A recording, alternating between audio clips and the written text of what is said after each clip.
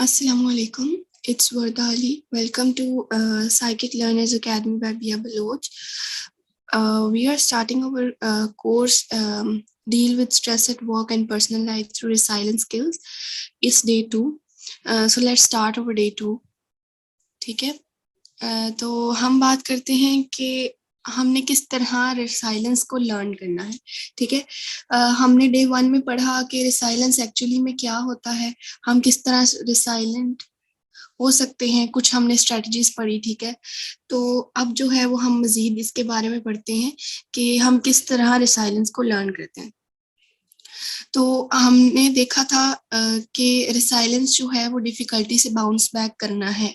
ठीक है. तो रिसाइलेंस सिर्फ सुपर हीरोज के लिए नहीं होती. ठीक है. अगर हम बात करें कि हम कहें कि जो डिफिकल्टी से बाहर निकलना सिर्फ सुपर हीरोज ही कर सकते हैं, वो हम नहीं कर सकते, तो वी कैन ऑल्सो डू. ठीक है. जो हमारे पॉपुलर कल्चर्स हैं उसमें हम समझते हैं कि जो हीरोज हैं वो बहुत स्पेशल होते हैं, मगर जो रिसाइलेंस की रिसर्च है वो हमें बताती है कि रोजमर्रा के दिनों में भी बहुत सारे हीरोज होते हैं जो अपनी डिफिकल्टी से निकलते हैं. फॉर एग्जाम्पल एक ल्यूक स्काई वॉकर था, the original hero of star Wars film. ठीक है. जिसमें ये एग्जाम्पलीफाई किया गया था कि हीरो की जर्नी क्या थी. ठीक है. उसकी जो फैमिली थी और उसका जो विलेज था वो कम्प्लीटली डिस्ट्रॉय हो गए थे. ठीक है. तो उसने एक जर्नी स्टार्ट की और उसने जितने भी डिफिकल्टीज थी उनको फेस किया और अपनी जो कम्युनिटी थी और अपनी जो लाइफ थी उसको रिस्टोर किया, उसको दोबारा बैलेंस में लेकर आया. ठीक है. तो उसने एक्चुअली में अपने जितने भी चैलेंजेस जो उस पर आए थे उनको ओवरकम किया. ठीक है. ये जो फिल्म के हीरोज होते हैं, ठीक है, इन पर जब इस तरह के मतलब ये ऑफनली जैसे हम देखते हैं कि जितने भी हमारे फिल्म में हीरोज हैं वो डिफिकल्टी से निकल आते हैं, वो इस तरह के एडवेंचर्स फेस करते हैं. ठीक है. पर जब बार बार उनके ऊपर ऐसी चीजें आती हैं, ठीक है, ऐसी एडवेंचर्स आते हैं, तो वो उस प्रॉब्लम जो उनके ऊपर ओरिजिनल प्रॉब्लम आती है ना, ठीक है, तो वो उसको वो एक हर्डल बन जाती है. ठीक है. वो आगे नहीं बढ़ पाते, वो उस मुश्किल से रुक जाते हैं. ठीक है. जो फिल्म के हीरोज होते हैं वो फिल्म्स में तो वो एडवेंचर्स कर रहे होते हैं, मगर जब एक्चुअली में उन पर वो सारी सिचुएशन आती है तो वो सिचुएशन को से बाहर नहीं निकल पाते. ठीक है. जो स्टार वॉर्स था इसमें बहुत सारे ऐसे मतलब जो स्टार वॉर्स की हमने फिल्म की बात की, ल्यूक स्काई वॉकर की, तो इसमें काफी सारे स्टंट्स थे. स्टंट्स मतलब के ऐसी चीजें जो उसे आगे बढ़ने से रोक रही थी, मगर उसने मतलब ल्यूक ने जो अपनी इनर वॉइस पर ट्रस्ट किया, यानी कि अपने आप पर ट्रस्ट किया कि वो इस चीज से बाहर निकल सकता है और वो हर चीज को बैलेंस कर सकता है. ठीक है. उसने अपनी इनर वॉइस पर जो है वो बहुत ज्यादा भरोसा रखा, कॉन्फिडेंस रखा. ल्यूक ने सिर्फ ये अपने जितने भी मास्टर्स थे, जैसे कि हमने बात की थी कि हमारी कम्युनिटी जो है वो बहुत ज्यादा हेल्प आउट करती है, तो उसके जो मास्टर्स थे ओबी वैन केनोबी और अर्थी हैन सोलो, उन सब ने उसे काफी हेल्प आउट किया. ठीक है.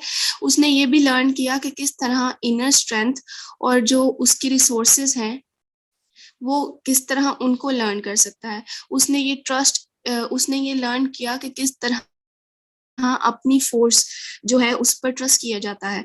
ठीक है. किस तरह अपने आप पर कॉन्फिडेंस रखा जाता है. तो ये सारी चीजें उसने इन सब चीजों से सीखी.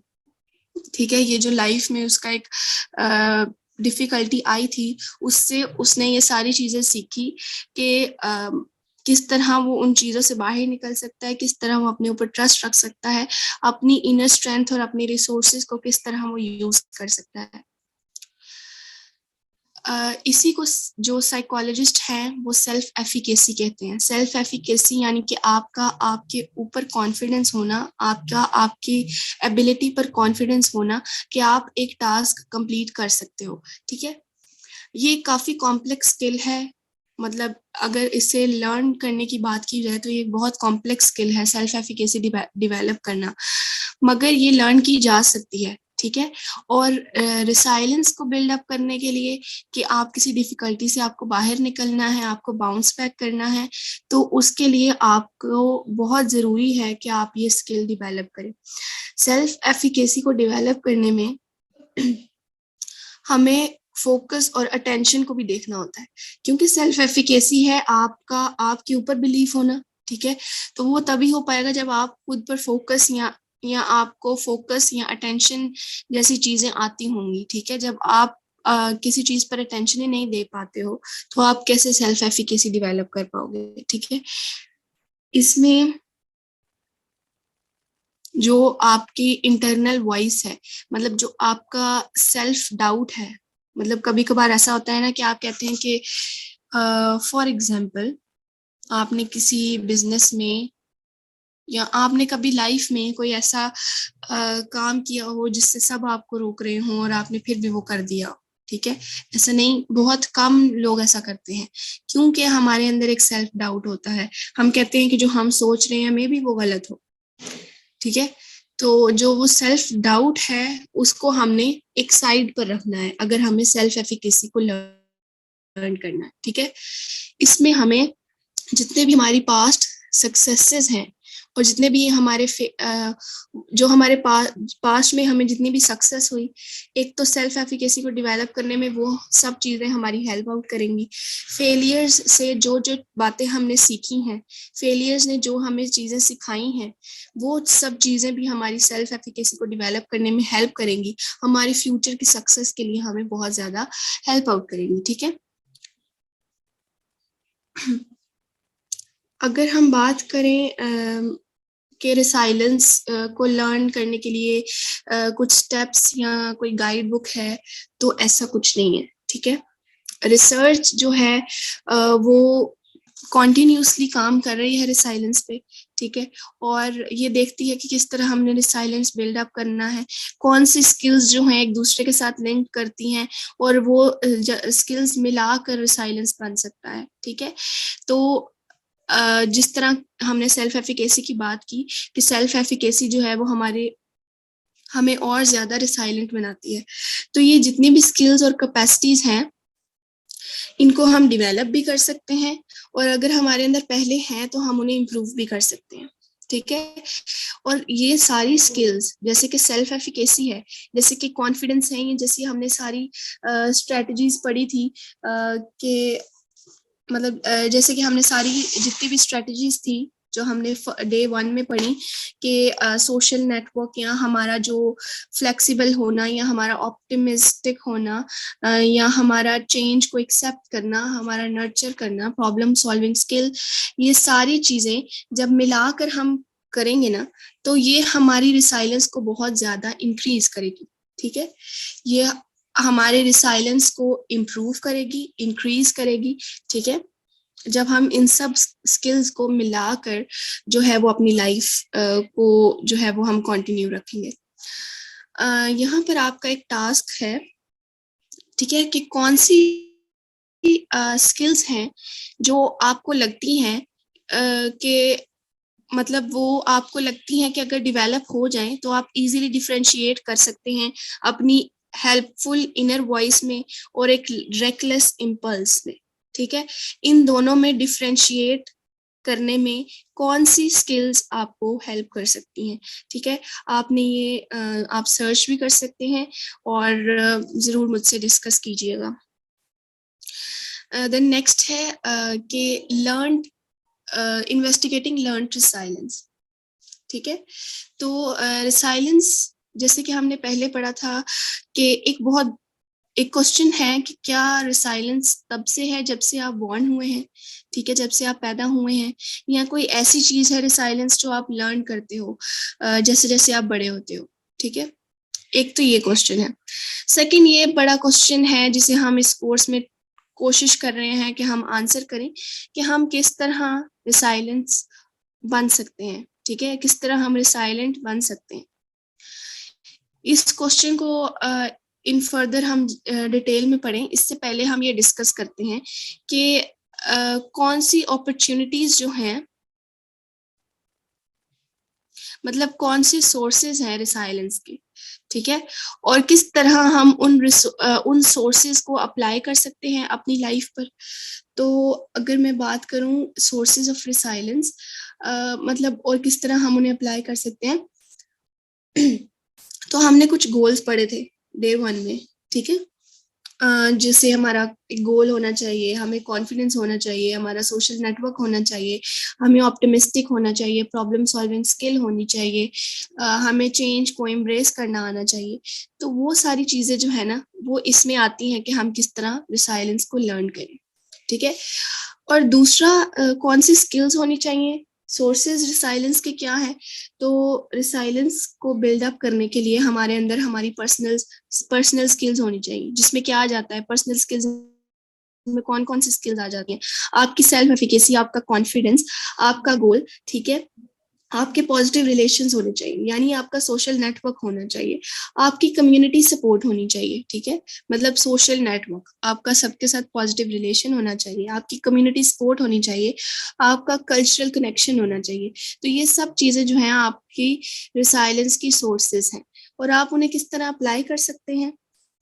अब इन सब चीजों को आप किस तरह अप्लाई कर सकते हैं कि आप डेली लाइफ में आप ये देखें कि किस तरह रिलैक्स होना है, आप अपने आप को खुद से अवेयर करें, ठीक है, आप अपने आप को अपने बारे में अवेयर करें, आप अपनी आउटलुक को बार बार एडिट करते रहें, ठीक है, आप अपनी मिस्टेक्स से, अपने फेलियर से सीखें, आप अपने रिस्पॉन्स को चूज करें कि आपने क्या रिस्पॉन्स करना है, आप पर्सपेक्टिव अपना जो है उसे मेंटेन रखें, किसी की बात को सुनकर उस अपना पर्सपेक्टिव चेंज कर देना एक बहुत अच्छी चीज नहीं है। कुछ बातों में होता है कि आपको पर्सपेक्टिव चेंज करना चाहिए, मगर आप अपनी ही एबिलिटी पर किसी की बात सुनकर अपना पर्सपेक्टिव चेंज कर दो, वो एक अच्छी बात नहीं है। आप में सेल्फ कॉन्फिडेंस होना चाहिए, ठीक है, ये सारी बातें हम लोग पहले कर चुके हैं। आप लोगों का यहाँ पर एक टास्क ये है कि आपने अपने सर्च इंजन पर जाना है, ठीक है, और आपने वहां लिखना है लर्न या लर्न रिसाइलेंस या रिसाइलेंस बॉन्ड और लर्न, ठीक है। और फिर आपके सर्च इंजन पर क्या क्या आया, ठीक है, आपने ये सारी चीजें जो है वो डिस्कस करनी है मेरे साथ, ठीक है।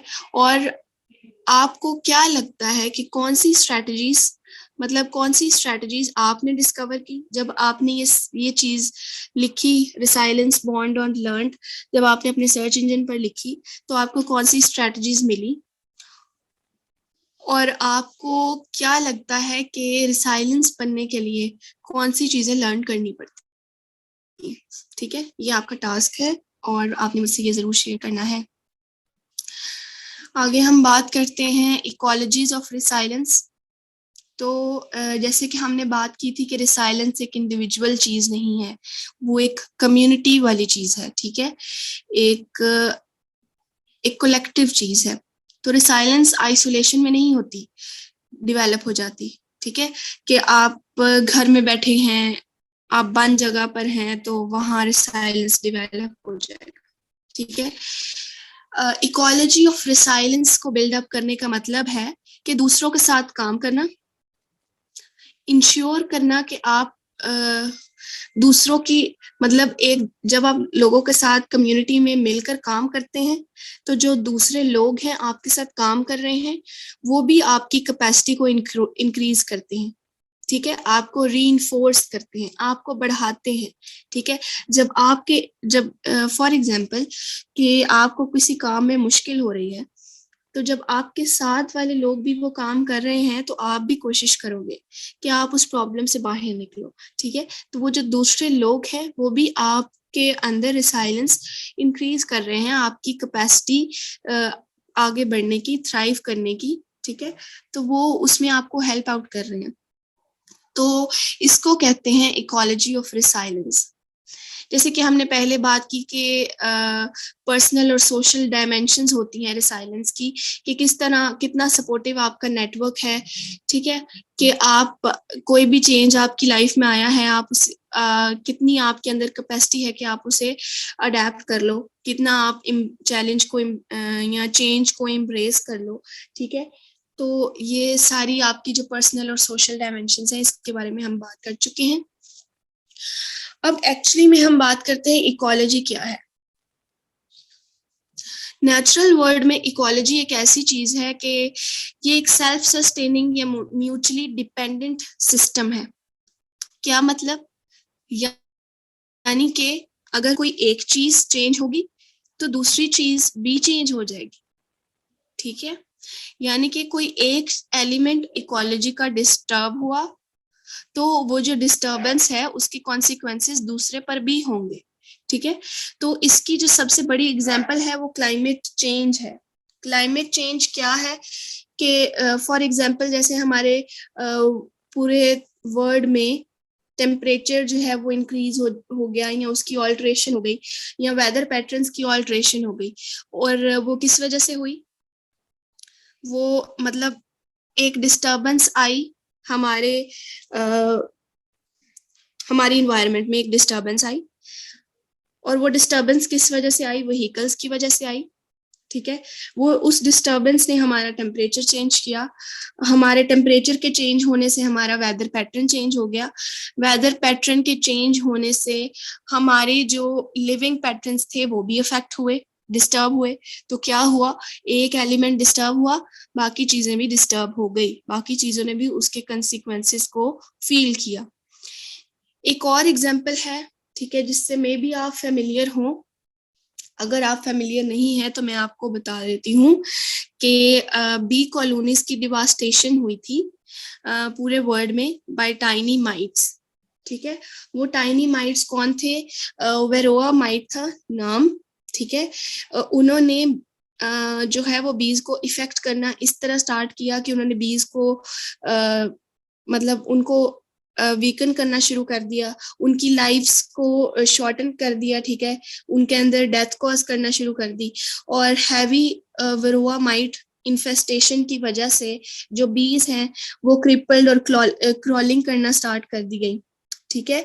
और हनी बी की रिडक्शन होना शुरू हो गई, हनी बी जितनी पॉपुलेशन थी उसमें रिडक्शन शुरू हो गई, जिसकी वजह से उसकी जो कॉलोनी थी वो ब्रेकडाउन की तरफ चली गई, ऑलमोस्ट खत्म होने की तरफ चली गई, और उनके जितने भी हाइव्स थे, हाइव यानी कि जिसमें वो बीज रहती हैं, वो जो है वो भी खत्म होना स्टार्ट हो गए क्योंकि बीज की रिडक्शन हो रही थी, ठीक है।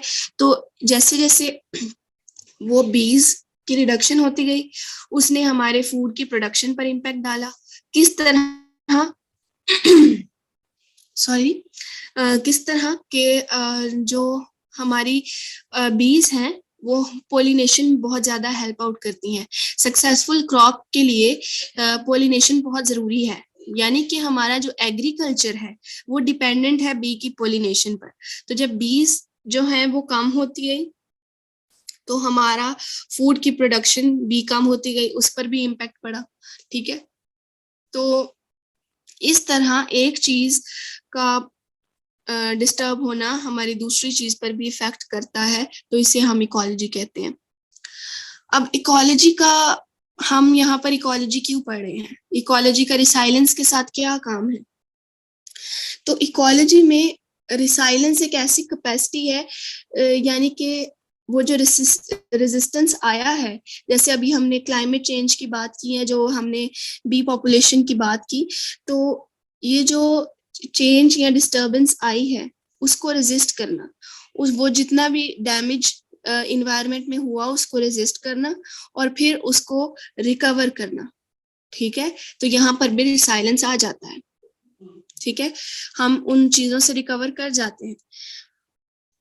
यहाँ पर एक अंजन एंड उसकी कोलीग्स ने सजेस्ट किया था कि लोग जो हैं वो रिसाइलेंट हो सकते हैं, बन सकते हैं, अगर वो अपनी कम्युनिटी और कल्चरल कॉन्टेक्स्ट को अपने अकाउंट में रखें।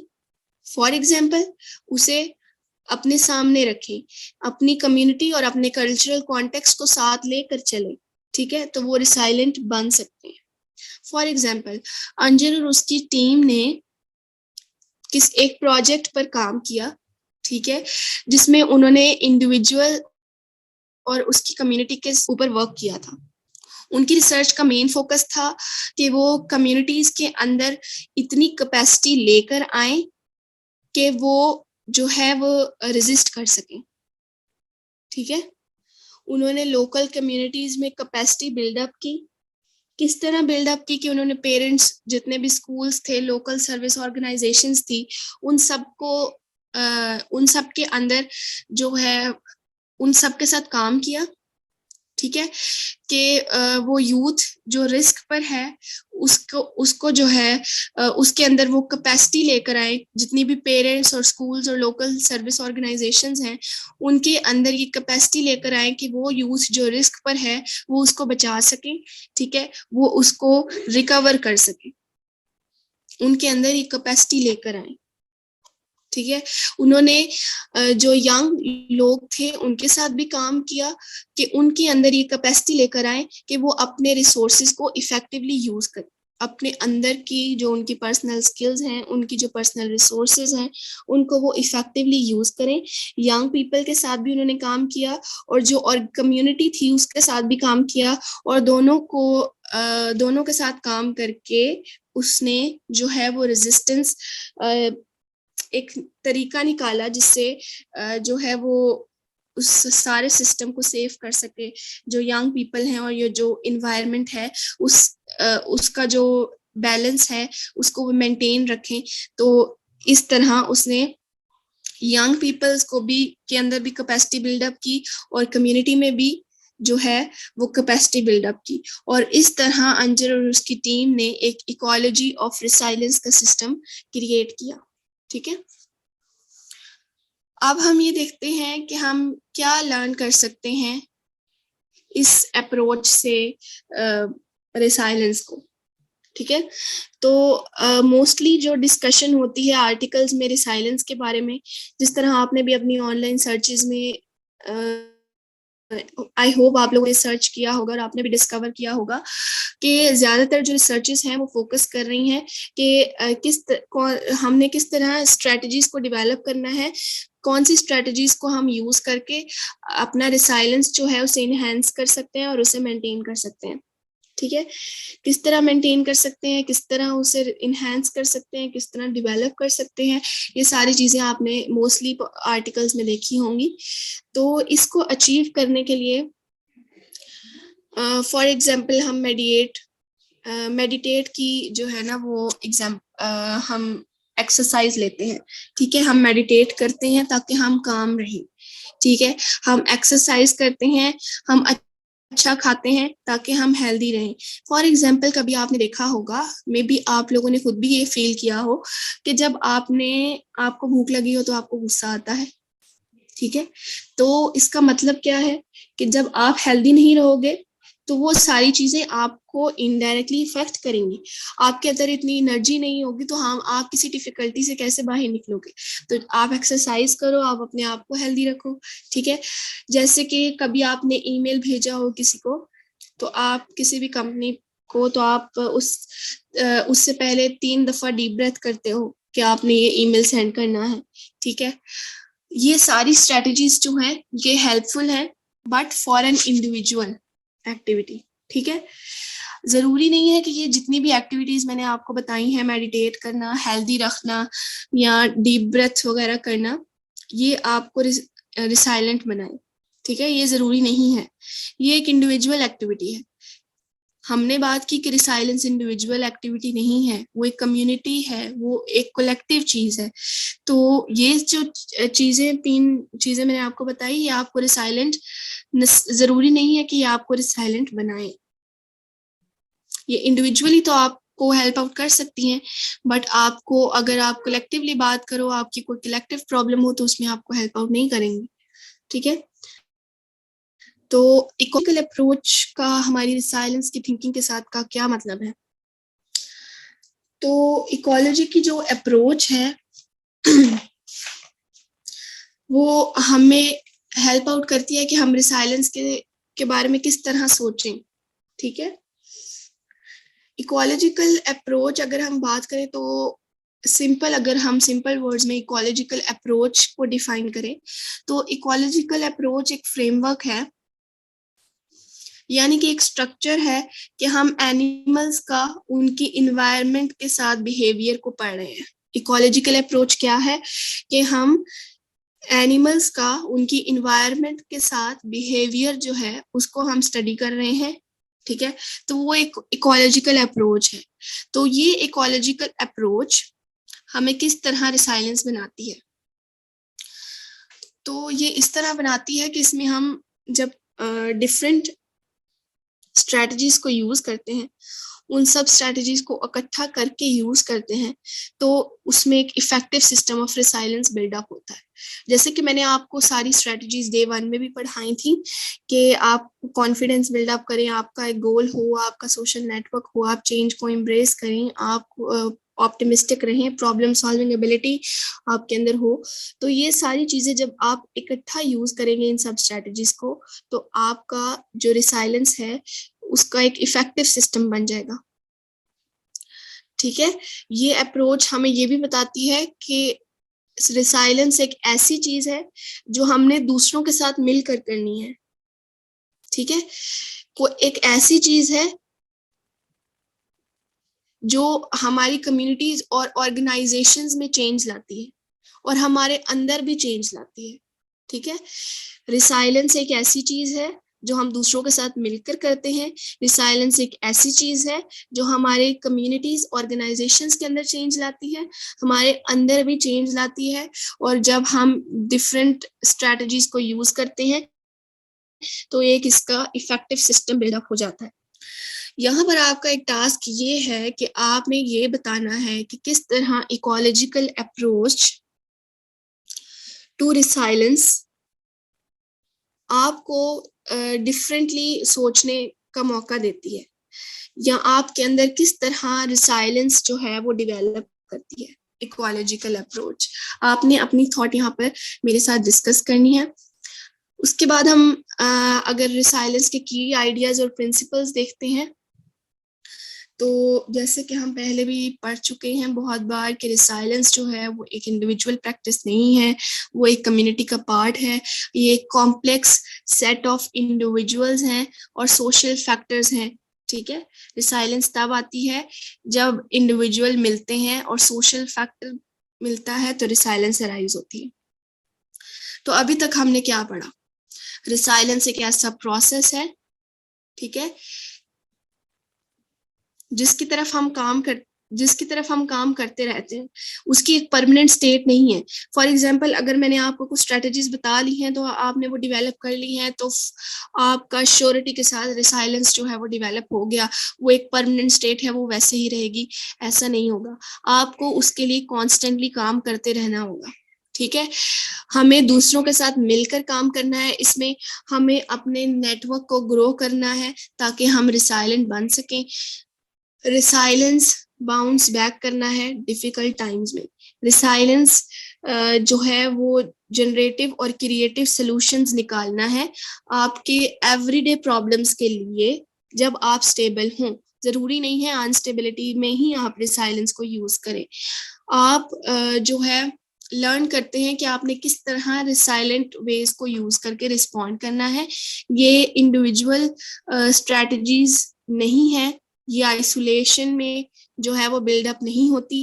रिसाइलेंस एक सिस्टमैटिक और इकोलॉजिकल अप्रोच को रिक्वायर करता है कि हम दूसरों के साथ मिलकर काम करें। इकोलॉजिकल अप्रोच को क्यों रिक्वायर करता है? जैसे हमने पहले पढ़ा, ये हमारी कम्युनिटी में, ऑर्गेनाइजेशन में चेंज लाता है, हमारे अंदर चेंज लाता है, हम दूसरों के साथ मिलकर काम करते हैं, तो इसलिए इसको एक इकोलॉजिकल अप्रोच की जरूरत है।